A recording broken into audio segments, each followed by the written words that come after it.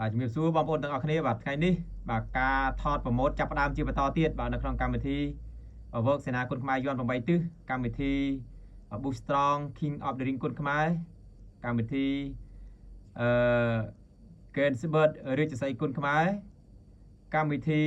Mafai Cambodia ខ្ញុំចាប់អារម្មណ៍កម្មវិធី Mafai Cambodia បងប្អូនអូ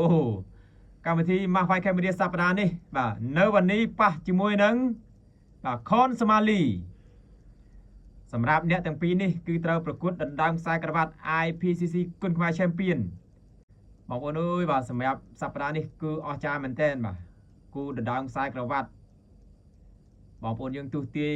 បាទប្រហែលជុំមកកន្លងមានត្រូវខ្លះខុសខ្លះប៉ុន្តែ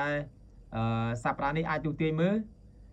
ចាំមើលថា Khon Somali ឬក៏នៅวันนี้ដែលជាអ្នកក្រុងខ្សែក្រវ៉ាត់ដ៏ស្រស់ស្អាតពីកម្មវិធី Mafai Cambodia ដែលបាទខ្សែក្រវ៉ាត់IPCC គុណខ្មែរស្រស់ស្អាតមែនទែនបាទខ្សែក្រវ៉ាត់នេះបងប្អូនសូមប្រាប់រឿងមួយបាទនៅក្នុងនោះមិនមែនត្រឹមតែការប្រកួតដណ្ដើមខ្សែក្រវ៉ាត់ទេគឺមានគូ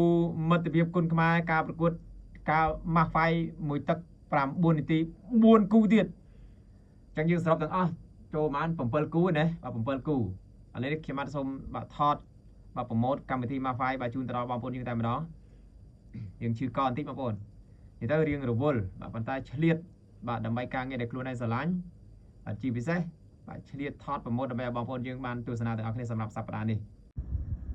ការប្រកួតគូមិត្តភាពគុណខ្មែររតបូរីត្រូវប៉ះជាមួយនឹងហាតណៃសៀភេរិនត្រូវប៉ះជាមួយនឹងជឿនណារតគូមិត្តភាពអន្តរជាតិការប្រកួត Mafai កំហឹងខ្លារកូនកំណាចសែនច័ន្ទរតទីស័កត្រូវប៉ះជាមួយនឹងតៅកំណាចមកពីប្រទេសជូបាគីស្ថានអាប៊ូស្កនខ្លារកូនចាស់ចង្គមពឹសឈៀនហុងតតាំងប្រហារជាមួយនឹង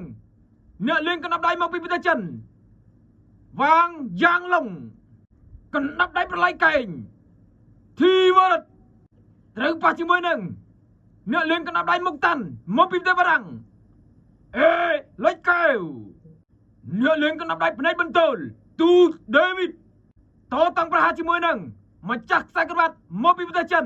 ស៊ីសាវេគូដណ្ដើមខ្សែក្រវ៉ាត់ IPCC វាផ្ដាច់ព្រាត់នៅวันนี้តតាំងប្រហារជាមួយនឹង Khon Somali ចាំមើលថាកីឡាកររូបណាដែលទទួលបានខ្សែក្រវ៉ាត់នេះជួបគ្នានៅថ្ងៃអាទិត្យទី23ខែមីនាចាប់ពីម៉ោង3 រសៀលតទៅ